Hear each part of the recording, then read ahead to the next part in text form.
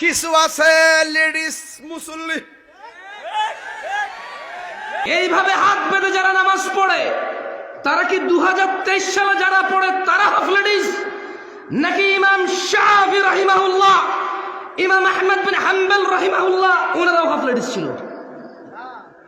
আমি জিজ্ঞেস করতাম হয়তো তাকে জিজ্ঞেস করতাম হয়তো কি বাংলাদেশ এরিয়াতে যারা এভাবে বুকে হাত বেঁধে নামাজ পড়ে পুরুষরা তারা হাফ লেডিস, নাকি যেই সাহাবী থেকে হাদিস বর্ণিত তিনিও হাফ লেডিস?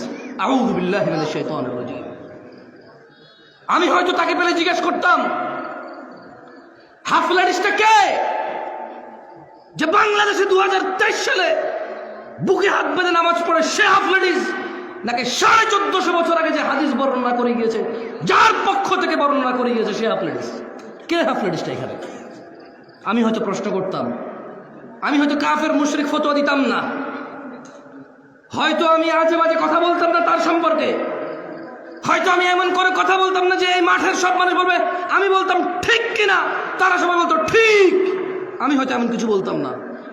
আমি তাকে পেলে বলতাম বুখারী মুসলিমের যে হাদিসগুলো হাত বাঁধার বুকে এগুলো কি জাল, যদি সে বলতো যে না এগুলো কি দাঈফ, যদি সে বলতো না এগুলো কি মুনকার, যদি সে বলতো না, তাহলে আমি তাকে বলতাম যে শিখেছে হাত বাঁধা বুকে